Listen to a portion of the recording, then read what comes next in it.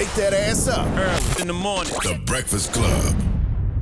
Morning, everybody. It's DJ NV, Jess Hilarious, Charlamagne the Guy. We are the Breakfast Club. We got a special guest in the building. Yes, indeed. We have Congresswoman Jasmine Crockett. She's back. Good morning. Good morning. How you feeling? It's too early. You're supposed to be energized, okay? Your party is energized. So be as energized as your party, Congresswoman. You just at Broccoli Festival partying it up. Yes, I was. It was amazing, too. And they let me on stage so I could tell black people what their black job is this November.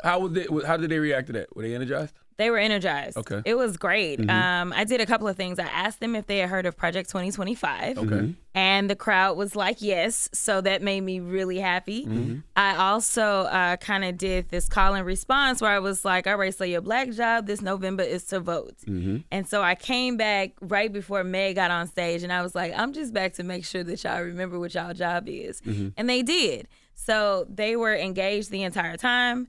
It was really a great crowd, and it was talking to people that I feel like politicians don't take the time out to talk to. Absolutely. So, yeah, very happy to be there. Where were you when you got the news that Democrats actually, summoned up some courage and said, you know what, it's time for President Biden to move aside, which they should have done a year ago, but we're not judging.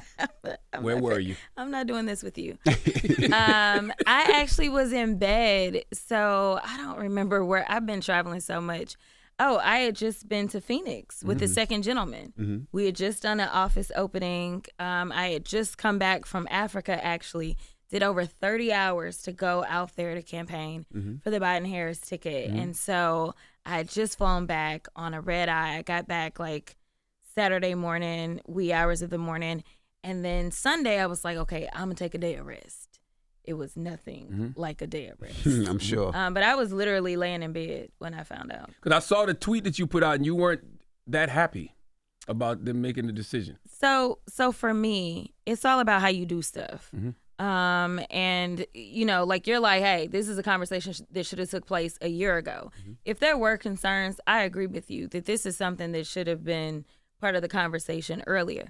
But I also felt like it was very disrespectful. This is a man who really does have an exemplary record. Like the record that I am going to put out there as I campaign for the vice president, they share this great record of accomplishment.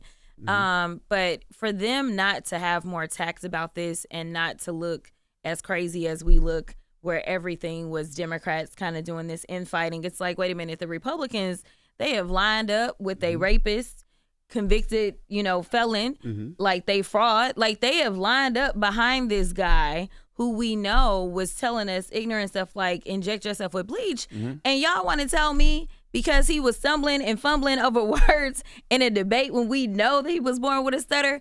I mean, these are people that are justifying January 6th. I'm like, if they can say that those people were just on a little tour and they were good patriots, then y'all can stand by this record. And, if you have concerns about the lack of excitement for the base, then this is a conversation that I think it still would have went the same way if it was behind closed doors. But we really did ourselves our own harm. Like that's where the harm, it wasn't coming from Republicans. It wasn't Republicans attacking us.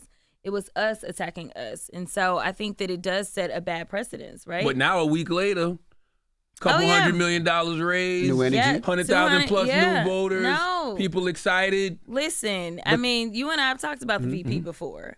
You know that, like, I ride and rock hard with her, always have, right? So the way that I describe it is a roller coaster of emotions, right? It was definitely a low, the way that it happened. Showed a lack of unity. Yes, absolutely. Like it showed a lack of unity outside the house. Like we have that conversation. We keep it inside the house. I didn't like that either. I felt like people were switching sides, which I think it needed to be done. But I just felt like do that inside the house. Let's have that discussion. Let me give you some in-house info. I'm not gonna snitch on nobody because I don't. I don't snitch. Listen, I don't do that. All right, most of the time. But here's the deal.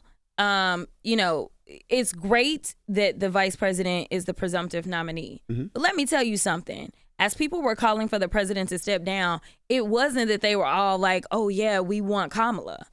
I had a lot of coworkers that were like, it can't be either one of them. Okay. So that was another reason that I was riding so hard, because I'm like, wait a minute. What we not going to do is, in fact, in that tweet, I made it clear I'm not messing with nobody else. It's the vice president or y'all go figure this out. Like, I'm not going out there. I'm not getting out there because y'all are playing games.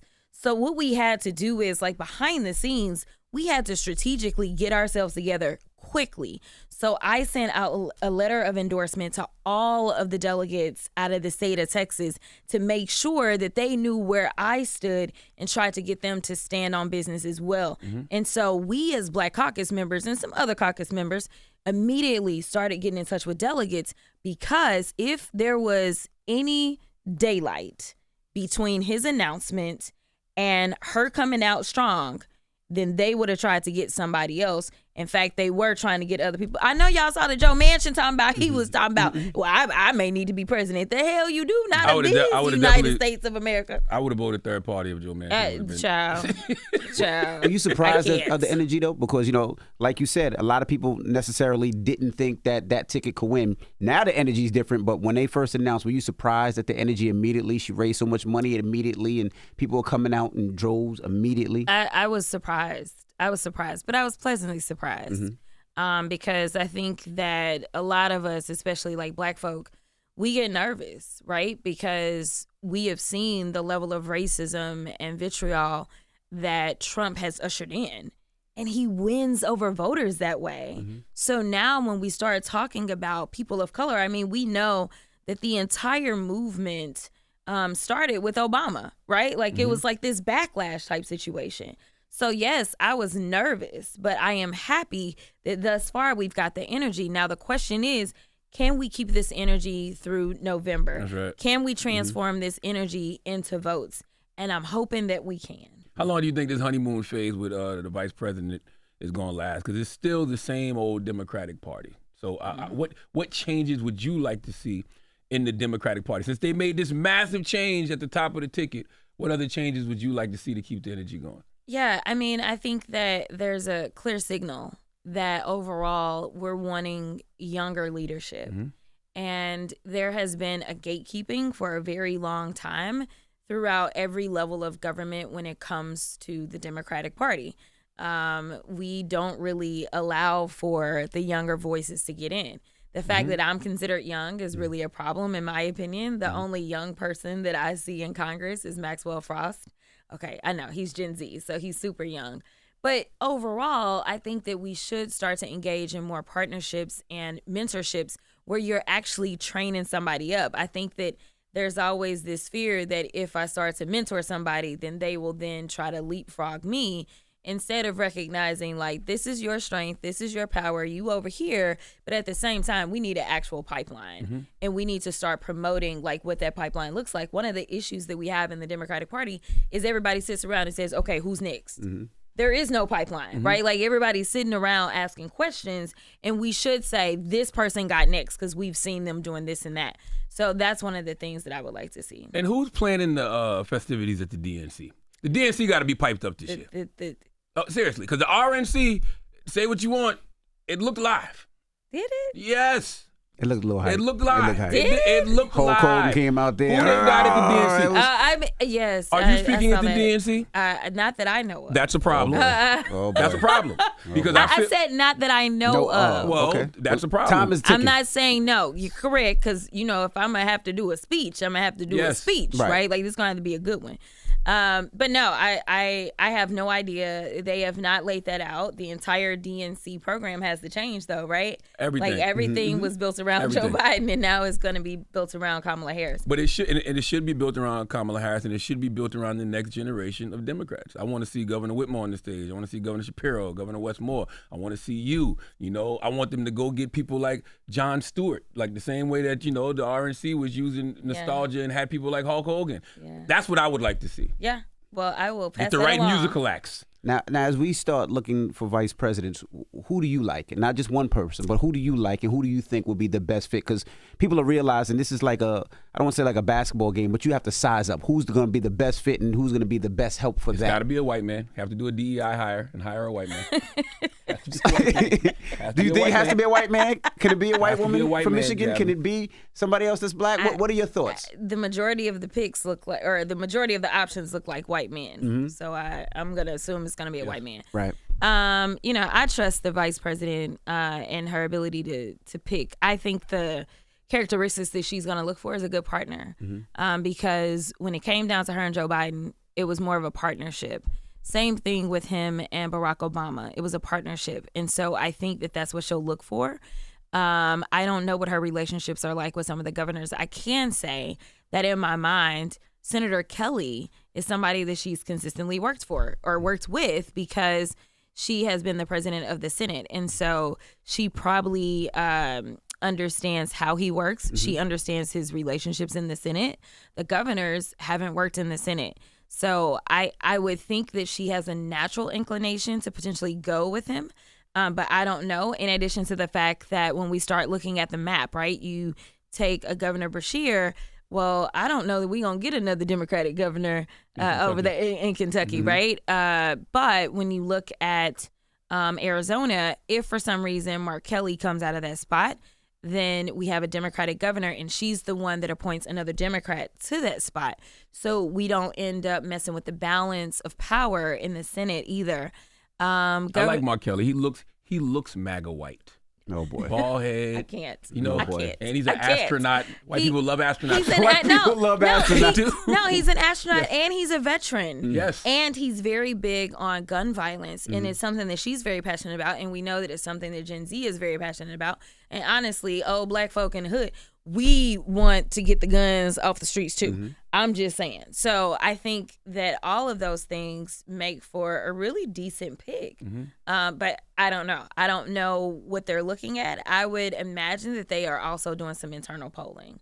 I would guess that they're doing some internal polling to kind of try to figure out who moves the scale where and how well known somebody is too, because we're not talking about a lot of time to introduce your vice president. You got 100 days. That's right. And Mark Kelly is also probably the best known, and he is very strong when it comes to fundraising. He did $90 million to raise for his last Senate race. So I think that also will end up factoring in. I'm 2A all day, by the way, but I do believe in common sense gun reform.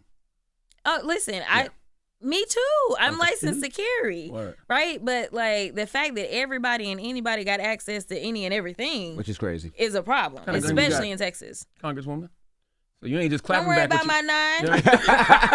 You ain't just clapping back with your mouth. No, Okay. I'm in Texas. That's You're right. Crazy. Now, when you say freedoms are on the line, because that's something you say a lot. Explain to our audience, what do you mean when you say freedoms are on the line? Yeah, and I think that's the theme that you're going to keep seeing with this campaign, as we know that the theme song is Beyonce's Freedom, right? So when we start looking at diversity, equity, and inclusion, they keep trying to attack it. But let's be real about it. And I think that it's been good to have the conversation, because when we look at things like affirmative action, it's been white women that have benefited more than anybody. So when they start saying things like we're going to get rid of affirmative action, even though they are taking aim at us, we still had not gotten our due when it came to it. So that's why a lot of black folk are like, yo, affirmative action needs to stay in place, because we still haven't gotten to where we needed to get to. So that's number one. And when we start talking about affirmative action and diversity, equity, inclusion, it's not just getting into schools. While most people know the Supreme Court case as it relates to Harvard, it's not just that. They are trying to bleed this over into business opportunities, right? So when we start looking at contracting and whether or not black contractors are going to get contracting opportunities, they're trying to use this as the catalyst for why we can't then say, oh, we've got to make sure that we have metrics that we're trying to hit for black businesses. This is affecting us economically. When we look at the Fearless Fund and what they've done in the courts to them, the Fearless Fund was like, yo, we know that black women are underinvested in no matter what we look at, whether it's politics or otherwise, even though Kamala is breaking all the stereotypes for that one. They said, no, it's not okay for you to go out and decide that you're going to invest in black woman businesses. So we need to understand that they are trying to attack us economically, as well as they're trying to attack our educational opportunities. When we start looking at reproductive freedom, that also is an economic conversation if we're going to be real about it, right? Because there are people that decide that they're not going to have children because economically they can't afford to have children. And so then we're talking about potentially holding people back economically, but also we're talking about literally putting women's lives on the line. We know that the black maternal mortality rate in this country has always been abysmal. And when we look at Texas, we are leading the way in the wrong way again when we look at that. When you look at people like Serena Williams. Like, this comes down to a situation where it doesn't matter how much money you have. We have a problem in this country. And now you're saying, I am going to take away some of those options that are available to doctors and women as they are trying to basically live. So we're talking about the freedom to live overall. Why are more people talking about the Supreme Court? I've been saying that the Supreme Court is illegitimate. It is completely corrupt, because what my fear in November is, let's just say the vice president wins, Donald Trump challenges it. In light of all of their recent rulings, what makes us think they're not going to side with Donald Trump and overturn the results of an election? I have no faith in the Supreme Court, so I'm with you. I don't know. But I do know that we've got to talk about the Supreme Court in general. And that was actually another concern about who became the nominee, because we already knew that they were going to sue. And so I was like, y'all can play fantasy president all y'all want to. But ultimately, you may end up with a ticket, and then your votes may not count because they have already decided they are going to court. And the court belongs to Donald Trump. That's right. So that was yet another concern that we had. If for some reason it ended up being a nominee that was not the vice president, I thought that it could get really iffy, because this would be the first time in history, which means that they literally don't have any precedents, which means that they start playing in our faces. In addition to that, I think it is a very salient point that we have to make on the campaign trail, and that I do make, is that it's not just the presidency that's on the line. It's this daggone Supreme Court, because he's already made it clear that he's going to put 2 more justices on this court. They get lifetime appointments. So that's why I'm happy that the president started talking about Supreme Court reform. I'm a part of the Supreme Court, or the Court Reform Task Force. And so we've got 3 bills that we are trying to get passed. We know that this Republican House ain't about this life. But so long as we take back the House and hopefully hold on to the Senate, hopefully we can move some of this stuff. But one is term limits. They don't need lifetime appointments. That's clear. Number 2 is expanding the court. This court has been expanded 7 times, but the last time it was expanded was, I think, over 100 years ago. We've grown a little bit in the last 100 years, so we need to expand the court. And then finally, we need some kind of ethics reform, because they just out here wilding, and the only people that get in trouble is everybody but them. So we need to make sure that they have some sort of ethics that they have to abide by. But I'm absolutely with you. I think that we are already preparing for the legal challenges, as Donald Trump is out on the stump saying things like, if I don't win this state, it's because they cheated. He is already laying the groundwork. But I will say the good work of, say, Fonnie Willis down in Georgia, let's clap it up for her. I think that he may not have as many people that are willing to ride with him in his ridiculousness, because it may lead them to prison. I think that they may be fearful. We also know in Arizona, they just did some indictments. So I think people may say, never mind, I ain't doing fake electors. I ain't doing none of this stuff, because I ain't got time to risk my freedom. Now, besides the Supreme Court, do you have any other fears with this election? You already know they're attacking her as a prosecutor. They called her a DEI hire. They said childless cat ladies. What's wrong with that? What's wrong with her being a DEI hire? We definitely earned it. Definitely earned it is what that means. But we know I am taking it back. We know she's overly qualified, but if the president said, hey, I wanted a woman of color vice president, what's wrong with that? It's not wrong, because honestly, that is what it's always been about. When we look at diversity, equity, and inclusion, or when we look at affirmative action type of platforms, what it's been about is saying, hey, we need to make sure that we look at all the talent, because essentially our talent had been limited to what you just said, white men, right? That's the only pool that we were looking at. So this all it's ever been about. It's never been about people that were unqualified.